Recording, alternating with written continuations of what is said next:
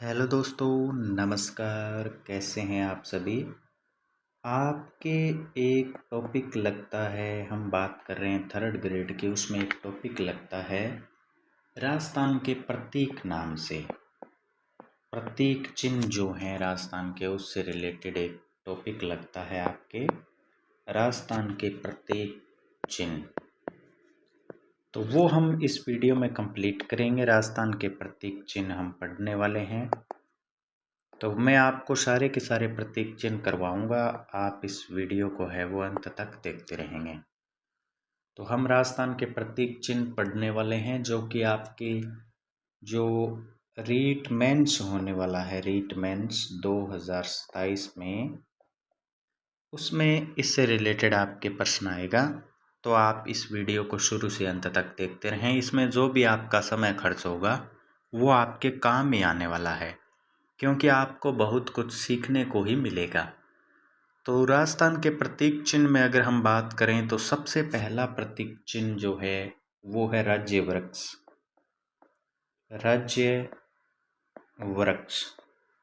और हमारा राज्य वृक्ष कौन सा है, ये उत्तर आपका आ जाना चाहिए। हमारा राज्य वृक्ष है वो है खेजड़ी। राज्य वृक्ष है खेजड़ी। हमारा राज्य वृक्ष है खेजड़ी। इसको थार का कल्प वृक्ष कहते हैं। इससे रिलेटेड जो भी इम्पोर्टेंट बातें हैं वो भी मैं आपको बता देता हूँ।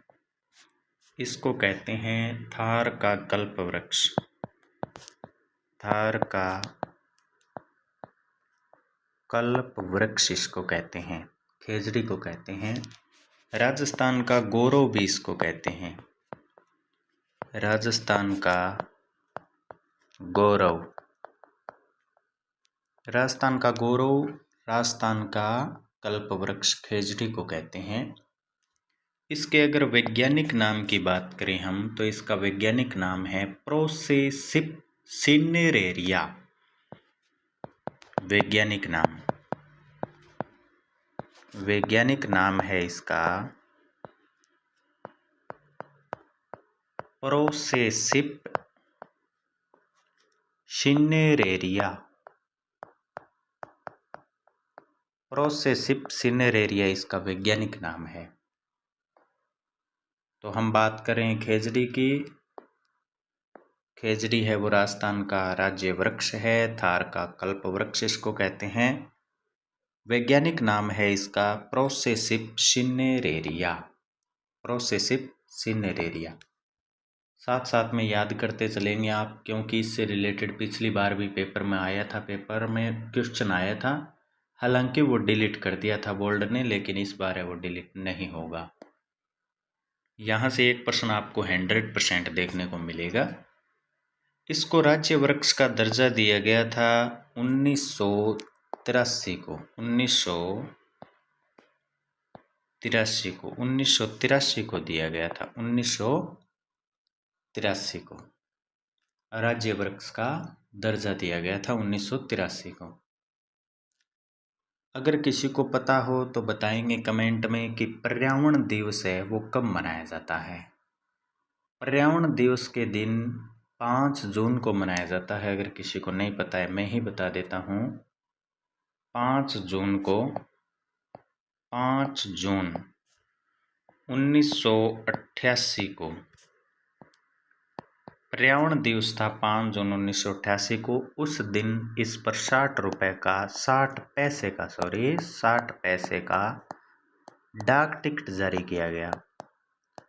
डाक टिकट जारी किया गया था खेजड़ी के ऊपर।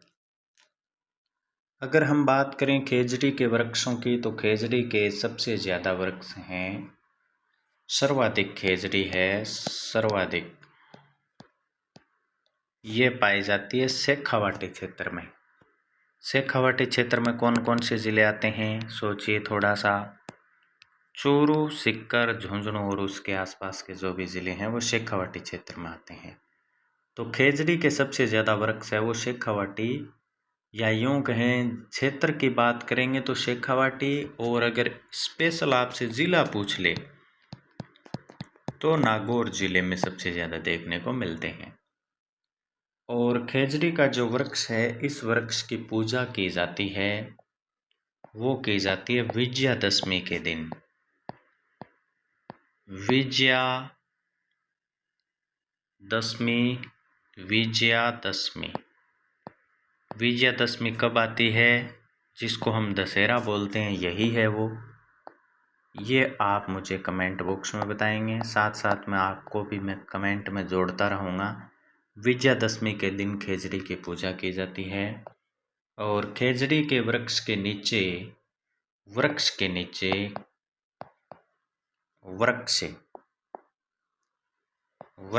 नीचे जो हमारे लोक देवता हैं गोगा जी, उनका मंदिर होता है। मंदिर, इसके अलावा जो झुंझार जी हैं, वह झुंझार बाबा जो हैं उनका मंदिर भी होता है। मंदिर आगे भी हम पढ़ेंगे, लेकिन एक बार मैं आपको रिवाइज करवा देता हूँ। हम पढ़ रहे हैं राजस्थान के प्रतीक चिन्ह। प्रतीक चिन्ह में हमने सबसे पहले देखा है राज्य वृक्ष को। हमारा राज्य वृक्ष है खेजड़ी। खेजड़ी को थार का कल्प वृक्ष कहते हैं। राजस्थान का गौरव इसको कहते हैं। वैज्ञानिक नाम है इसका प्रोसेसिव सिनेरेरिया। 1983 में इसे राज्य वृक्ष का दर्जा दिया गया। 5 जून 1988 को 60 पैसे का डाक टिकट जारी किया गया। सबसे ज़्यादा जो पेड़ है, वृक्ष है, वो देखे जाते हैं शेखावाटी क्षेत्र में, और सर्वाधिक अगर जिले में पूछे तो नागौर हो जाएगा। और खेजड़ी जो है इसकी पूजा की जाती है विजयादशमी के दिन, यानी दशहरा के दिन। और वृक्ष के नीचे गोगा जी और झुंझार बाबा का मंदिर होता है। अभी हम बढ़ते हैं हमारे नेक्स्ट पेज की ओर। आगे भी हम खेजड़ी के बारे में ही कंटिन्यू पढ़ते जाएंगे। खेजड़ी को जो पंजाबी भाषा है, पंजाबी और जो हरियाणवी है,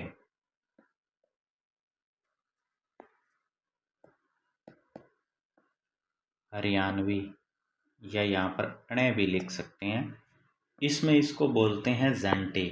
खेजड़ी का नाम है जांटी।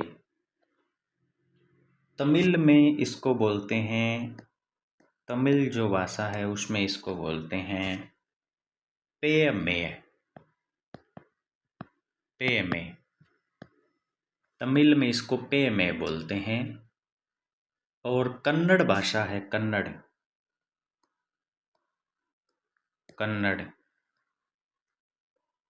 कन्नड़ भाषा में इसको बोलते हैं बन्ना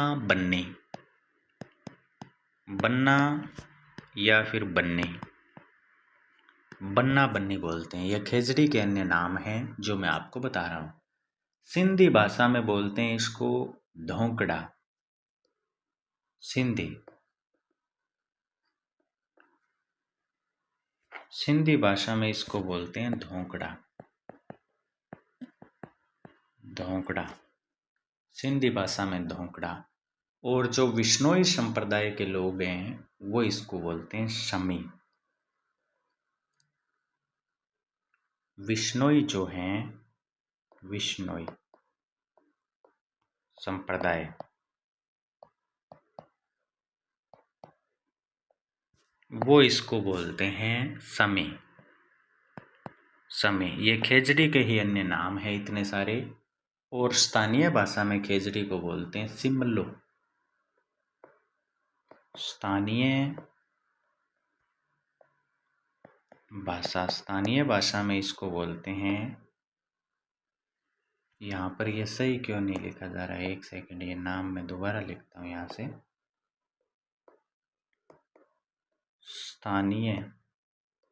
स्थानीय भाषा में इसको बोलते हैं सिमलो।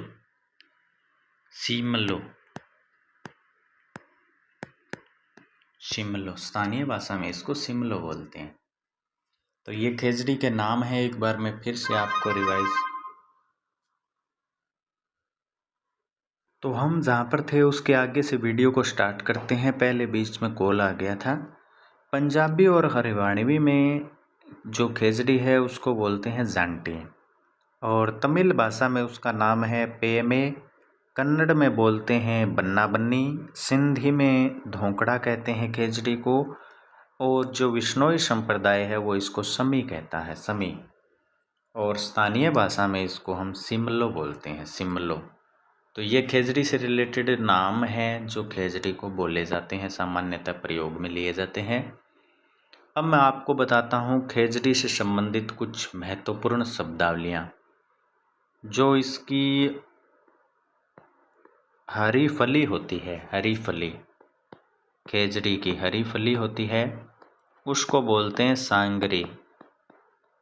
सांगरी, हरी फली को बोलते हैं सांगरी। और फली जब सूख जाती है, सूखी फली को बोलते हैं खोखा, खोखा, खोखा। ये सांगरी है। इसमें नाम में ये सही नहीं लिखा गया है, एक बार मैं दोबारा लिखता हूँ ऊपर वाला। हरी फली को बोलते हैं सांगरी, सांगरी। और सूखी फली को बोलते हैं खोखा। तो ये आप याद रखेंगे। और जो पत्तियों से बना हुआ चारा होता है, चारा, पत्तियों से बना हुआ जो चारा होता है उसको बोलते हैं लौंग, या फिर उसको बोलते हैं लूम। लूंग या लूम बोलते हैं उसको। खिचड़ी के वृक्ष में दो कीड़े लगते हैं जो इसको नुकसान पहुंचाते हैं, उनके नाम भी एग्जाम में पूछे जा सकते हैं। दो कीड़े हैं, उनके नाम भी आपको पता होना चाहिए। कीड़े, एक का नाम है सेलेस्ट्रेना। ये कीड़ा होता है सेलेस्ट्रेना, सेलेस्ट्रेना। ये तो होता है कीड़ा। और एक होता है ग्लाइकोट्रमा, ग्लाइकोट्रमा, ग्लाइकोट्रमा। ये होता है कवक, कवक। ये कवक होता है, ठीक है।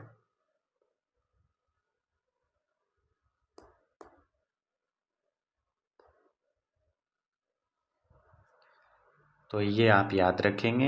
ग्लाइकोट्रमा है वो कवक है, और सेलेट्रिना है वो कीड़ा है। दोनों ही ये कीड़े हैं और ये खिचड़ी को नुकसान पहुंचाने का काम करते हैं। नेक्स्ट हम पढ़ते हैं, इसी से रिलेटेड पढ़ रहे हैं हम। खिचड़ी है, इससे बाहर है फिर आपके वो प्रश्न नहीं जाएगा, इसीलिए हम इतनी डिटेल में इसको पढ़ रहे हैं। भारत सरकार ने राज्य जीव जंतु बोर्ड का नाम है वो अमृता देवी जीव जंतु कल्याण बोर्ड रखा। और अमृता देवी जो हैं उनका संबंध खिचड़ी वृक्ष से ही है। ये स्टोरी तो आपको याद ही होगी, क्योंकि खिचड़ी गांव में भाद्रपद शुक्ल दशमी के दिन 363 महिलाओं ने और पुरुषों ने, दोनों की संख्या 363 है, उन्होंने खिचड़ी के लिए अपना बलिदान दिया था। और जोधपुर के शासक है वो उस समय अभय सिंह थे। अमृता देवी है वो रामोजी बिश्नोई की पत्नी थी। और 12 सितंबर को ये घटना हुई थी जिसे हम खिचड़ी दिवस के रूप में मनाते हैं। तो वो इससे संबंधित है खिचड़ी से, आप ये याद रखेंगे। जो अमृता देवी बिश्नोई हैं उनका संबंध है वो खिचड़ी वृक्ष से है। तो यहाँ पर मैं एक लाइन इसके बारे में लिख देता हूँ। जो अमृता देवी है, अमृता देवी बिश्नोई, उनका संबंध है खिचड़ी वृक्ष से, खिचड़ी वृक्ष से उनका संबंध है। तो ये आप याद रखेंगे।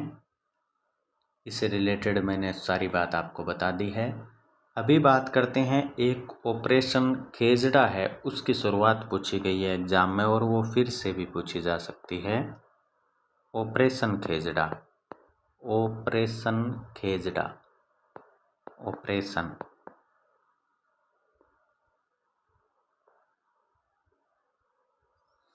ऑपरेशन खिचड़ा की शुरुआत कब हुई थी, ऐसा एग्जाम में प्रश्न आया था। शुरुआत,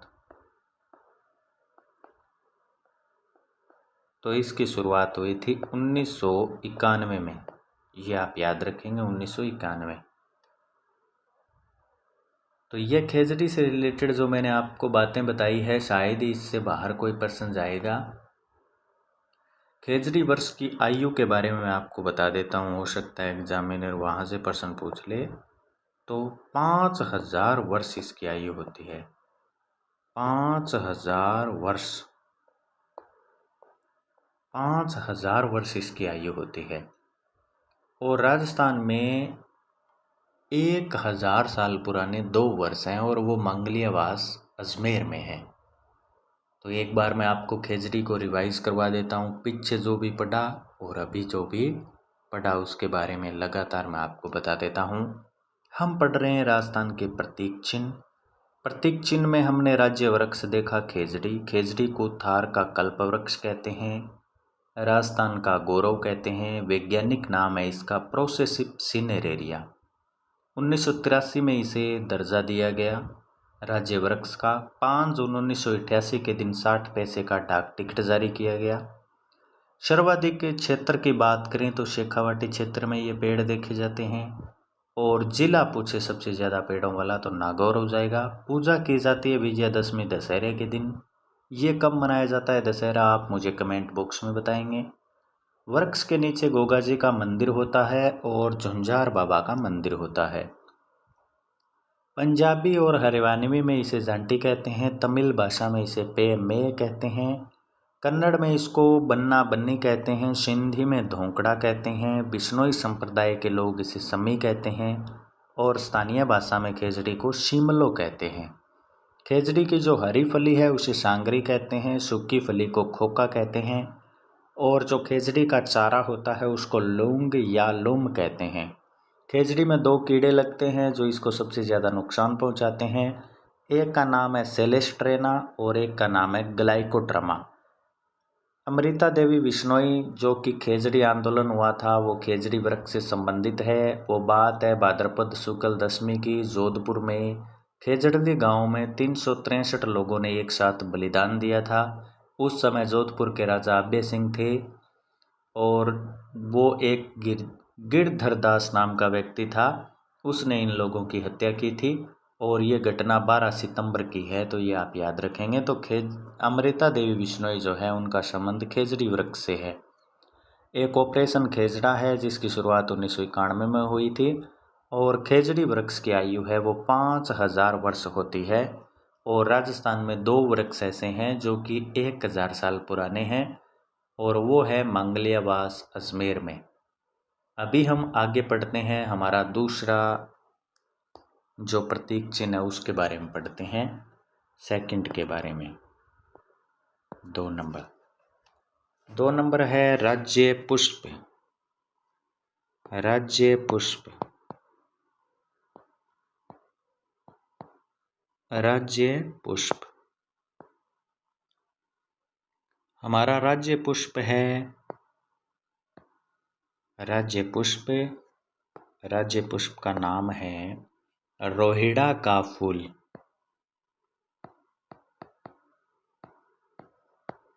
रोहिड़ा का फूल, रोहिड़ा का फूल हमारा राज्य पुष्प है, रोहिड़ा का फूल। इसको दर्जा कब दिया गया, ये यहाँ से नाम कट हो गया है, इसको मैं सही करता हूँ। ये पेन यहाँ पर सही नहीं चला था।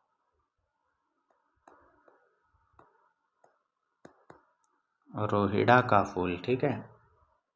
इसको दर्जा दिया गया था 21 अक्टूबर 1983। 21 अक्टूबर 1983। इसके भी अन्य नाम हैं कुछ, वो भी आप जान लीजिए। इसको अन्य नाम से जाना जाता है, जैसे कि इसको कहते हैं मरु शोभा। मरु शोभा, रोहिड़ा को भी बोलते हैं मरु शोभा। इसके अलावा इसको बोलते हैं रेगिस्तान का सांगवान। रेगिस्तान का सांगवान। रेगिस्तान का सांगवान इसको बोलते हैं। ये रोहिड़ा के ही अन्य नाम हैं। इसका वैज्ञानिक नाम जो कि एग्जाम में पूछा गया है वो याद होना चाहिए आपको।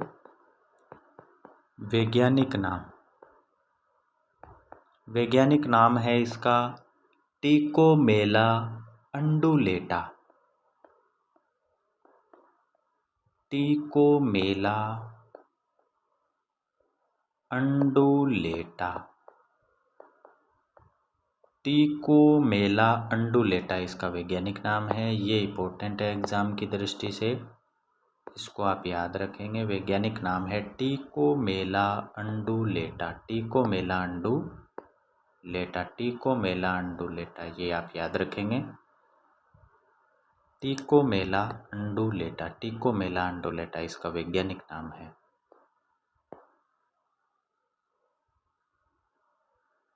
ये आप याद रखेंगे, टिकोमेला अंडुलेटा। जो रोहिड़ा के वृक्ष है वो सर्वाधिक पश्चिमी जो क्षेत्र है हमारा वहाँ पर देखने को मिलते हैं। और रोहिड़ा के पुष्प है वो मार्च अप्रैल के महीने में खिलते हैं। इन पुष्पों का रंग है वो केसरिया हीरा मिर्च पीला होता है। और जोधपुर में इसका एक अन्य नाम मिलता है, वो जो एग्जाम की दृष्टि से महत्वपूर्ण है। जोधपुर में इसको बोलते हैं मारवाड़ टीक। मारवाड़ टीक कहते हैं इसको। कहाँ पर? जोधपुर में। जोधपुर में इसको मारवाड़ टीक कहते हैं।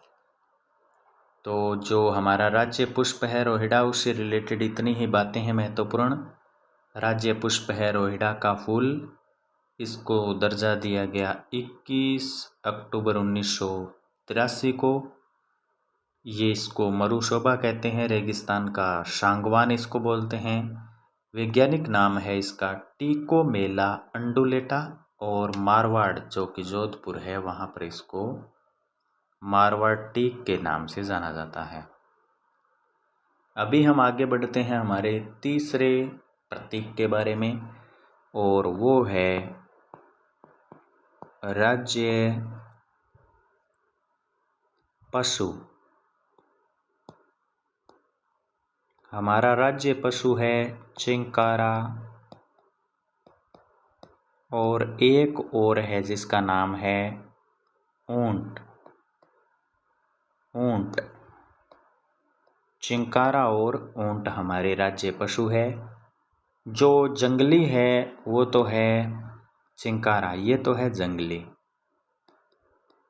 जंगली की श्रेणी में, और ये है पालतू की श्रेणी में। पालतू। तो हमारे राज्य पशु है वो दो है, चिंकारा और ऊंट। ऊंट पालतू की श्रेणी में है और चिंकारा है वो जंगली की श्रेणी में है। दो श्रेणियों में इसको बांटा गया है। दो श्रेणियां इसकी बताई गई है। राज्य पशु है वो चिंकारा है। फिर हम बात करते हैं कि चिंकारा को दर्जा कब दिया गया। तो सबसे पहले यहाँ पर चिंकारा को पढ़ते हैं हम।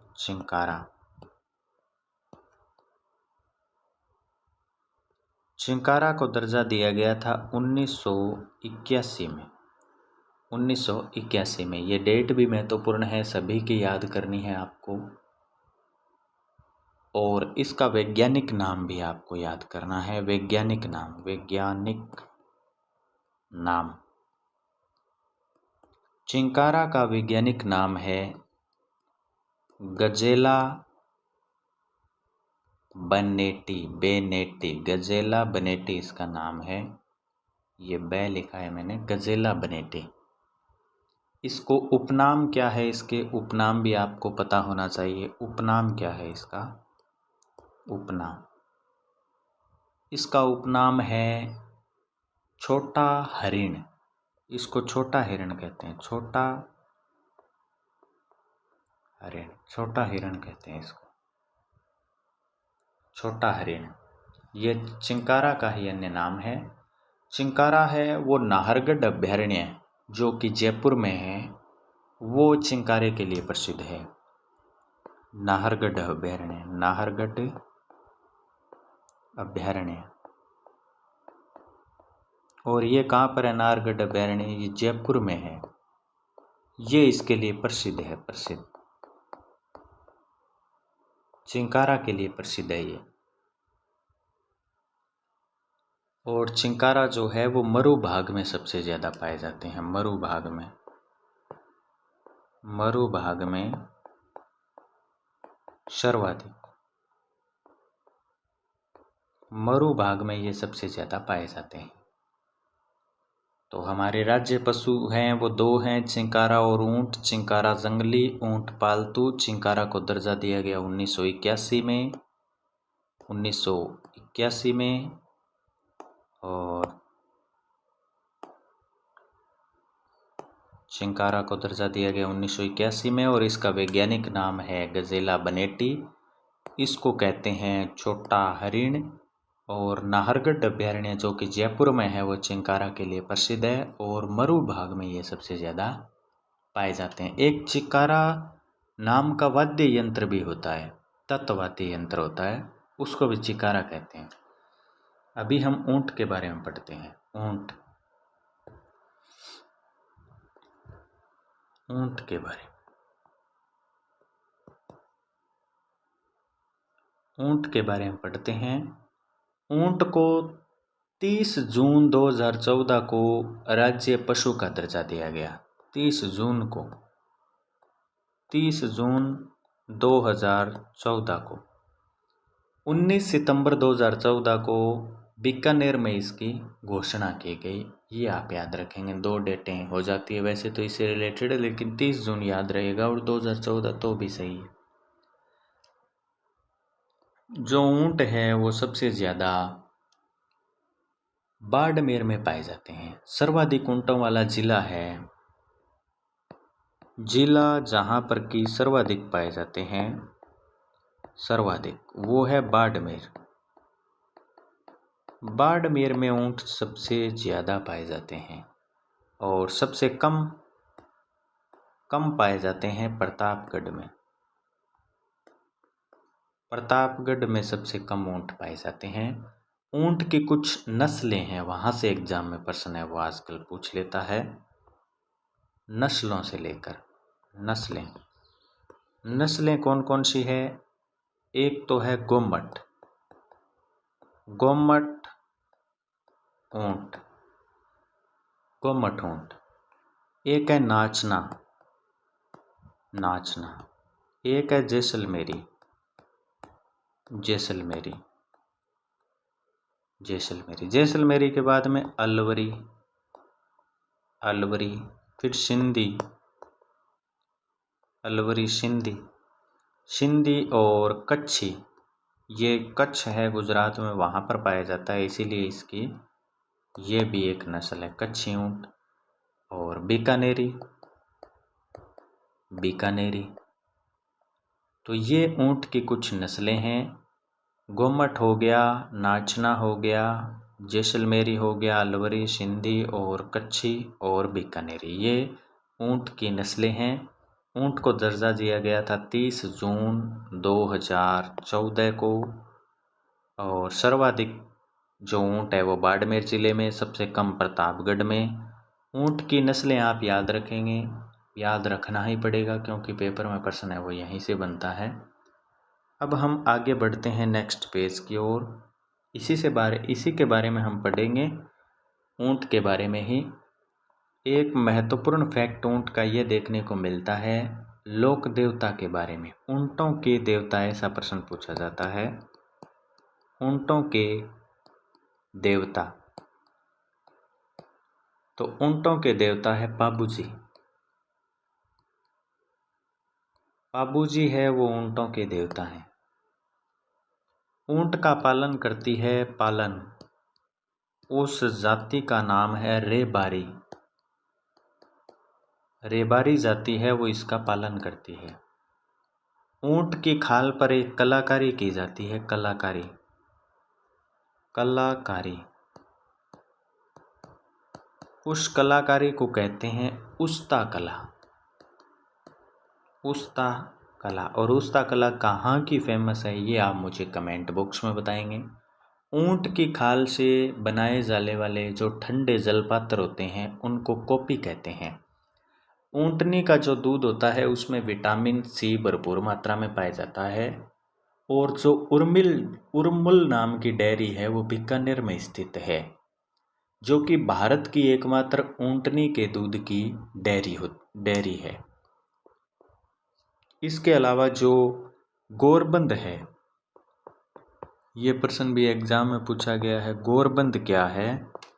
तो ये एक ऊँट का श्रृंगार है, ऊँट का श्रृंगार गीत है। ये श्रृंगार गीत, ऊँट का श्रृंगार गीत है गोरबंद नाम का। ऊँट की नाक में डालने वाली जो लकड़ी का आभूषण होता है उसको गिरबान कहते हैं। जो गंगा सिंह हैं उन्होंने पहले विश्व युद्ध में गंगा रिसाल नाम से ऊँटों की एक सेना बनाई थी, जिसके पराक्रम में को देखते हुए जो हमारे बीएसएफ के जवान हैं उन्होंने भी ऊँट को शामिल कर लिया था, वो भी ऊँट रखते हैं उसके बाद से। संयुक्त राष्ट्र ने जो वर्ष 2024 है, ये इम्पोर्टेंट है, 2024 वर्ष है, इसको राष्ट्रीय कैमल डिश वर्ष यानी ऊँट दिवस घोषित किया था। राष्ट्रीय नहीं,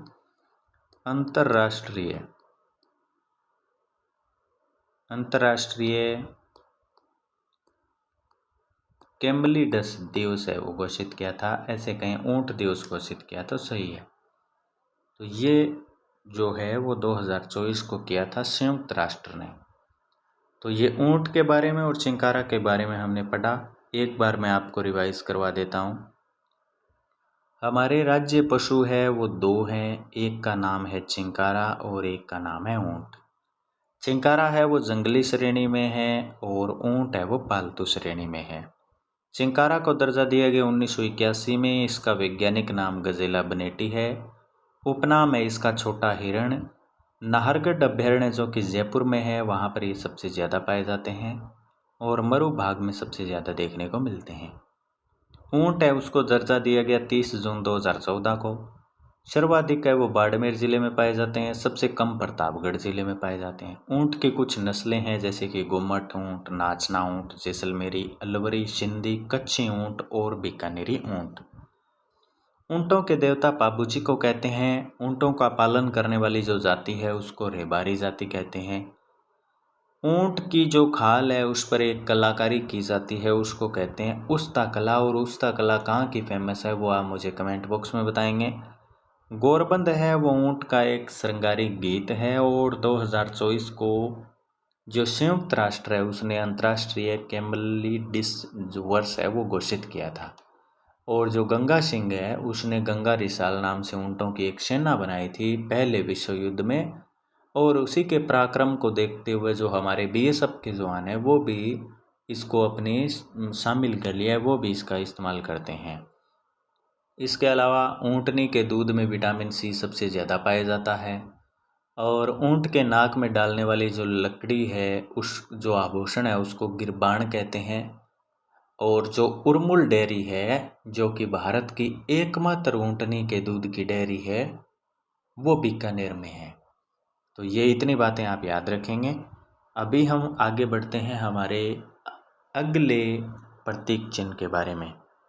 3 हमने पढ़ लिए हैं, चौथा है वो है राज्य पक्षी। राज्य पक्षी, हमारा राज्य पक्षी है गोडावण। गोडावण हमारा राज्य पक्षी है गोडावण, राज्य पक्षी गोडावण। इसको दर्जा दिया गया था 1981 में। 1981 में इसे घोषित किया गया था राज्य पक्षी। इसको कहते हैं, इसका अन्य नाम है ग्रेट इंडियन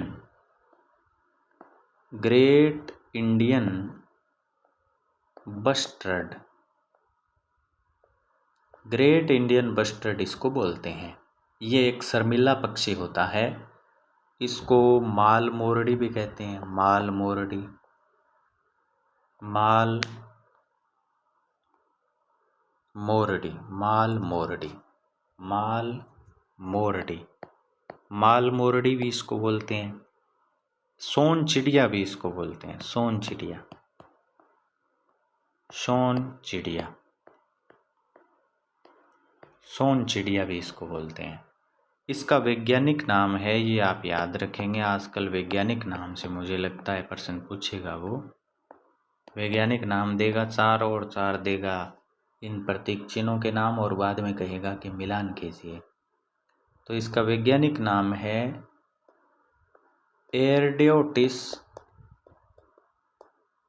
एरडियोटिस नाइजरी सेप्स, नाइजरी सेप्स। तो ये वैज्ञानिक नाम है, इसको आप अलग से याद रखेंगे क्योंकि मुझे लगता है कि यहाँ से वो प्रश्न पूछेगा वैज्ञानिक नाम को लेकर के, तो ये आपको याद होना चाहिए। वैज्ञानिक नाम है एरडियोटिस नाइजरी सेप्स। अगले पेज की ओर बढ़ते हैं, अगले पेज में लिखेंगे बाकी की। हम पढ़ रहे हैं राज्य पक्षी गोडावण के बारे में ही। गोडावण को सारंग, कूकना, तुकदर, बड़ा लिकोर के नाम से भी जाना जाता है। गोडावण को हाड़ौती के क्षेत्र में माल गोरडी के नाम से जाना जाता है। गोडावण के लिए 3 जो ज़िले हैं हमारे, वो सर्वाधिक फेमस है, 3 जगह सबसे ज़्यादा फेमस है। उनमें से एक तो है मरु उद्यान, मरु उद्यान, और ये आपको पता ही है 2 जिलों में फैला है। सबसे बड़ा है जैसलमेर व बाड़मेर, जैसलमेर और बाड़मेर में ये फैला है। इसके अलावा 2 नंबर है सोरसन, सोरसन है 12 में, 12 में। और नेक्स्ट है शौंकलिया, शौंकलिया, शौंकलिया कहाँ पर है? अजमेर में। ये 3 जो जगह हैं ये गोडावण पक्षी के लिए जानी जाती है, यहाँ पर ये सबसे ज़्यादा देखने को मिलता है। गोडावण प्रजनन के लिए जो जंतुवाल्य है वो जोधपुर का प्रसिद्ध है, और गोडावण है उसका प्रजनन काल होता है अक्टूबर नवंबर का महीना। यह मूलतः है वो अफ्रीका का पक्षी है। इसका ऊपरी रंग है वो नीला होता है और इसकी ऊंचाई है वो 4 फीट होती है। इसको मूंगफली और जो तारा मीरा है वो खाने में बहुत ही स्वाद लगता है, इसका प्रिय भोजन है। गोडावण को राजस्थान के अलावा जो हमारा गुजरात है वहाँ पर सबसे ज़्यादा देखने को मिलता है। और सबसे इम्पोर्टेंट बात इसकी यही है कि जो हमारी लाल डाटा पुस्तिका है उसमें इसका नाम दर्ज है, लाल डाटा पुस्तिका में, क्योंकि गंभीर रूप से संकटगत श्रेणी में आ चुका है ये। इसकी संख्याएं हैं वो नाम मात्र बची है, गिनती मिनती के ही बचे हैं, इसीलिए लाल डाटा पुस्तिका में इसका नाम है। तो एक बार मैं आपको रिवाइज करवा देता हूँ इसके बारे में। हमारा राज्य पक्षी हम पढ़ रहे हैं उसका नाम है गोडावण। इसको दर्जा दिया गया 1981 में। इसको कहते हैं ग्रेट इंडियन बस्टर्ड, माल मोरडी के नाम से जाने जाते हैं, सोन चिड़िया भी इसको कहते हैं। वैज्ञानिक नाम है इसका एरडियोटिस नाइजरी सेप्स। 3 जगह पर ये सबसे ज़्यादा देखने को मिलता है, मरु उद्यान जो कि जैसलमेर बाड़मेर में है, सोरसन जो कि 12 में है, और शौंकलिया अजमेर। और जो लाल डाटा पुस्तक है उसमें इसका नाम है क्योंकि ये गंभीर रूप से संकटगत श्रेणी में है। ये अफ्रीका का पक्षी है, अक्टूबर नवंबर के महीने में ये प्रजनन काल होता है इसका। और जो मूंगफली और तारा मीरा है वो इसका सर्वाधिक प्रिय भोजन है, और राजस्थान के अलावा ये गुजरात में सबसे ज़्यादा देखने को मिलता है। ये इससे रिलेटेड अन्य बातें हैं जो आप याद रखेंगे। अभी हम आगे बढ़ते हैं, 5वें के बारे में पढ़ते हैं। 5वां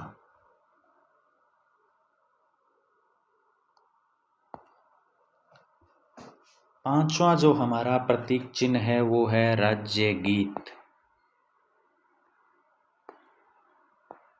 राज्य गीत।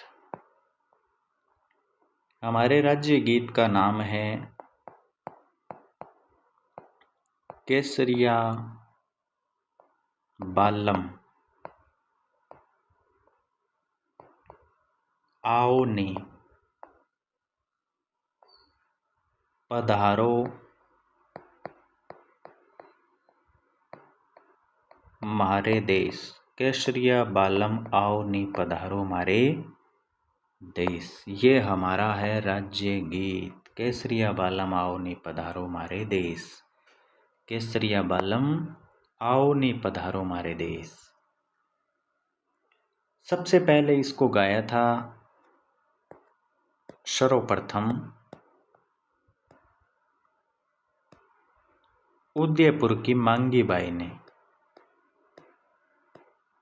उदयपुर की मांगी जो बाई है, उन्होंने इसको सबसे पहले गाया था और अंतर्राष्ट्रीय स्तर पर इसको अंतर्राष्ट्रीय स्तर पर इसको गाया था अल्लाह जिल्ला बाई ने। अल्लाह जिल्ला बाई, अल्लाह जिला बाई। और ये कहाँ की है? ये है बीकानेर की। बीकानेर की अल्लाह जिला बाई ने इसको अंतर्राष्ट्रीय स्तर पर गाया था और इसीलिए इनका एक अन्य नाम भी है। इनको कहते हैं कि ये तो मरु कोकिला है। कोकिला, मरु कोकिला के नाम से इनको जाना जाता है। तो ये भी इम्पोर्टेंट है। ये मांड गायकी है। अगर किसी को नहीं पता है तो ये मांड गायकी है। मांड गायकी, ये इसकी एक्स्ट्रा बातें भी आप याद रखेंगे। मांड गायकी है ये। अल्लाह जिला बाई ने सबसे पहले ये गीत है केसरिया बालम, ये बीकानेर के महाराजा गंगा सिंह के दरबार में गाया था। तो हमारा राज्य गीत जो है केसरिया बालम आओ नी पधारो मारे देश, इसके बारे में इतनी ही महत्वपूर्ण बात है।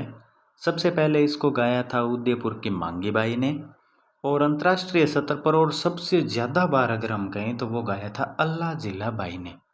अल्लाह जिला बाई है बीकानेर की। इनको कहते हैं मरु कोकिला। मांड गायकी है ये और इन्होंने जो है ये सबसे पहले केसरिया बालम बीकानेर के महाराजा गंगा सिंह के दरबार में गाया था। अभी जो भी प्रतीक चिन्ह है उनके बारे में थोड़ी थोड़ी बातें देखने को मिलती है, तो आप बने रहिए वीडियो के अंत तक, क्योंकि इससे बाहर है वो आपका प्रश्न है वो नहीं जाने वाला है। क्योंकि हम कितना डिटेल से पढ़ रहे हैं, मैं आपको कितनी सारी महत्वपूर्ण बातें बता रहा हूँ, तो इससे बाहर तो नहीं जाएगा। और यहाँ से एक प्रश्न 100% आने वाला है। अब हम बात करते हैं राज्य नृत्य की। राज्य नृत्य, हमारा जो राज्य नृत्य है वो है घूमर। घूमर राज्य नृत्य है हमारा घूमर। घूमर ये केवल महिलाओं द्वारा किया जाता है। इससे रिलेटेड ये बात याद रखेंगे आप, केवल महिलाओं द्वारा, केवल महिलाओं द्वारा। इसका उपनाम है, इसको कहते हैं नृत्यों का सिरमौर। नृत्यों का सिरमौर। सिरमौर यानी कि इसको कहते हैं मुकुट। मुकुट, नृत्यों का सिरमौर। राजस्थानी नृत्यों की आत्मा कहते हैं इसको, नृत्यों की आत्मा। तो ये तीन ही बातें इंपॉर्टेंट है। राज्य नृत्य है घूमर, केवल महिलाओं द्वारा किया जाता है। नृत्यों का सिरमौर कहते हैं यानी कि मुकुट कहते हैं, और नृत्यों की आत्मा इसको बोलते हैं। अभी हम पढ़ते हैं 7 नंबर। राज्य का जो शास्त्रीय नृत्य है, शास्त्रीय नृत्य, शास्त्रीय नृत्य वो है कथक। कथक शास्त्रीय नृत्य है वो है कथक। कथक ये उत्तरी भारत का प्रमुख नृत्य है और इसका मुख्य घराना है वो लखनऊ है और राजस्थान में है जयपुर। जयपुर। और जयपुर का इसमें कथक नृत्य के जो जन्मदाता हैं, इनका नाम भी पूछा जा चुका है, वो है भानुजी महाराज।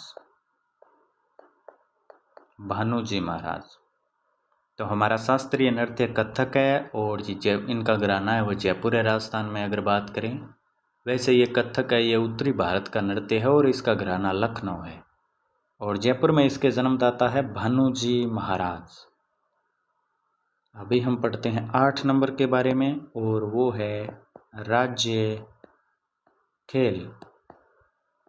हमारा राज्य खेल है बास्केटबॉल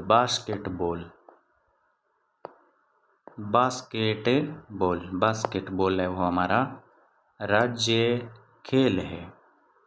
1948 में इसे दर्जा दिया गया था। इससे रिलेटेड ये एक ही बात इंपॉर्टेंट है, 1948 में इसे राज्य खेल का दर्जा दिया गया था।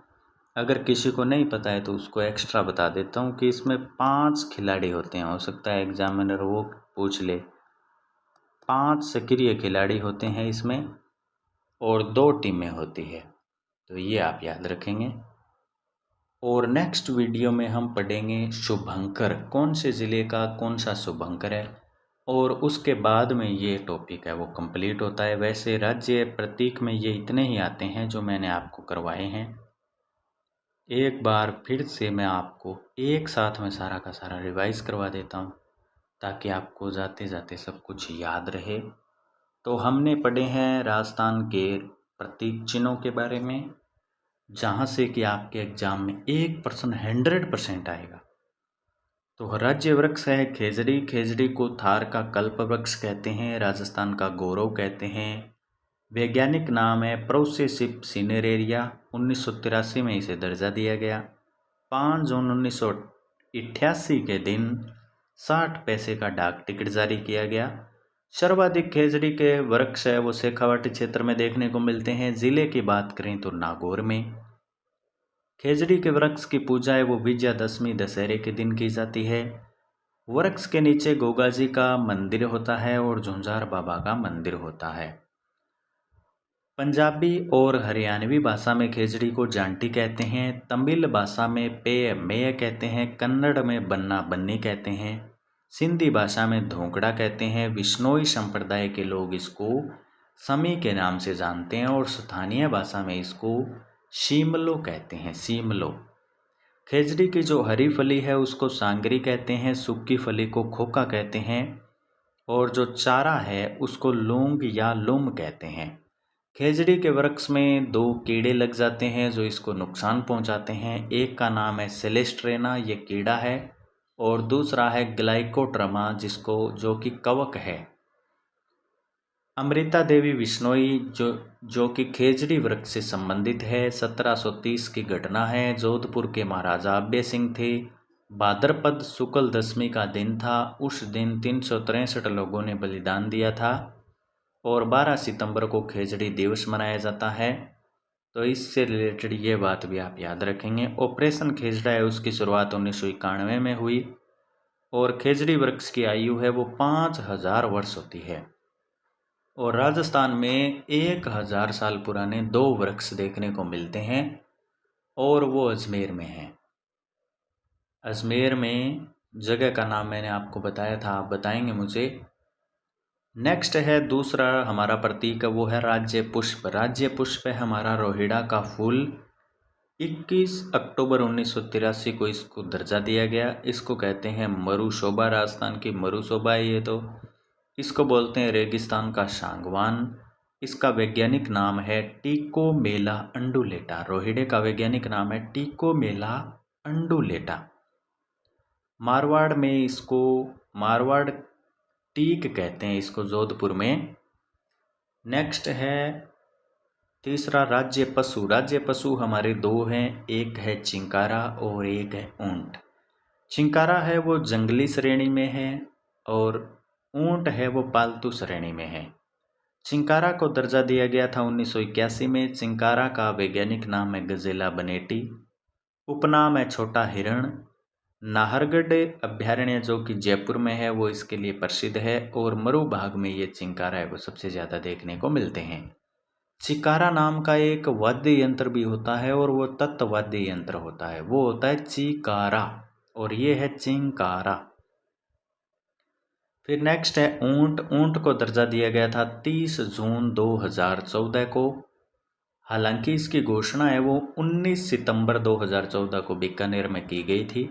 सर्वाधिक ऊंट बाड़मेर जिले में पाए जाते हैं, सबसे कम प्रतापगढ़ जिले में। ऊंट की कुछ नस्लें हैं जैसे कि गोमट ऊंट, नाचना ऊंट, जैसलमेरी ऊंट, सिंधी ऊंट, कच्छी ऊंट और बीकानेरी ऊंट।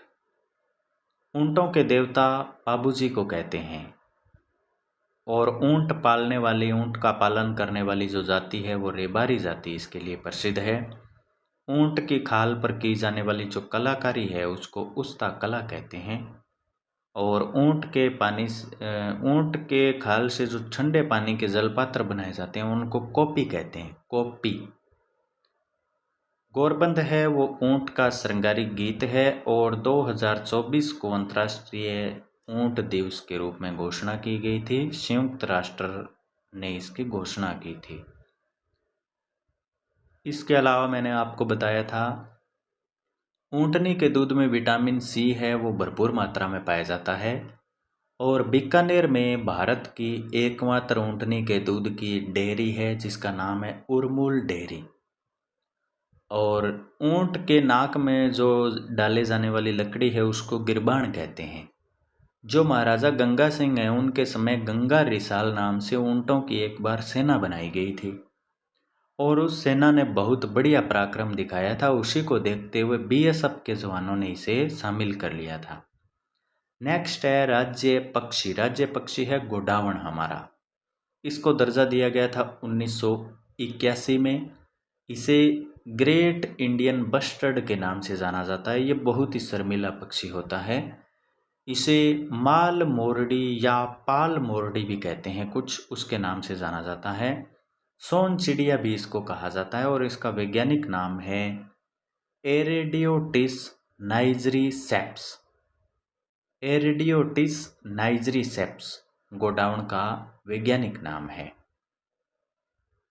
गोडाउन है वो मुख्यतः 3 जिलों में सर्वाधिक देखा जाता है।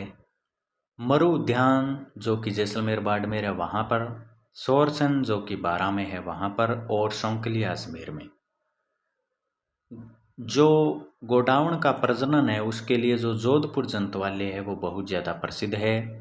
अक्टूबर नवंबर महीने में प्रजनन काल के लिए इसका बढ़िया समय होता है, और ये मूलतः अफ्रीका का पक्षी है। इसका ऊपरी भाग का रंग नीला होता है, ऊंचाई इसकी 4 फुट होती है, और मूंगफली तारामीरा इसको ज़्यादा पसंद होता है। गोडावण है वो राजस्थान के अलावा गुजरात में सबसे ज़्यादा देखने को मिलता है। इसके अलावा जो लाल डाटा पुस्तक है, रेड डेटा बुक जो है, उसमें इसका नाम सम्मिलित किया गया है क्योंकि गंभीर रूप से संकटग्रस्त श्रेणी में है। इनकी संख्या बहुत ही कम बची है, देखने को ही नहीं मिल रहे हैं ये। फिर नेक्स्ट है राज्य गीत। राज्य गीत है हमारा केसरिया बाला माओनी पधारो मारे देश। सबसे पहले इसको गाया था उदयपुर की मांगी बाई ने, और अंतर्राष्ट्रीय सत्र पर यानी कि देश से बाहर इसको गाया था अल्लाह जिला बाई ने। अल्लाह जिला बाई बीकानेर की है। इनको मरु को किला के नाम से जाना जाता है, और ये मांड गाई की है। सबसे पहले तो इन्होंने बीकानेर के महाराजा गंगा सिंह के दरबार में इसको गाया था। फिर नेक्स्ट है राज्य नृत्य। राज्य नृत्य है हमारा घूमर। केवल महिलाओं द्वारा किया जाता है। नृत्यों का सिरमौर इसको कहते हैं, यानी कि मुकुट इसको कहते हैं। राजस्थानी नृत्यों की आत्मा है ये। नेक्स्ट है शास्त्रीय नृत्य कथक है। कथक वैसे तो उत्तर भारत का प्रमुख नृत्य है, और इसका घराना है वो भारत में लखनऊ है, लेकिन हमारे राजस्थान में तो जयपुर है, और इसके जन्मदाता है भानुजी महाराज। राज्य खेल है वो है बास्केटबॉल, और बास्केटबॉल को दर्जा दिया गया था 1948 में। 5 इसमें सक्रिय खिलाड़ी होते हैं, 2 टीमें होती है इसमें। तो ये मैंने आपको रिवीजन करवा दिया है। नेक्स्ट वीडियो में हम हो सकता है कि शुभंकर के बारे में पढ़ें, तो आप है वो चैनल को सब्सक्राइब ज़रूर कर लीजिएगा। इतनी मेहनत मैं आपके लिए कर रहा हूँ। और वीडियो को लाइक भी आपको करना पड़ेगा। मिलता हूँ मैं आपके साथ में अगले एक और वीडियो में। धन्यवाद।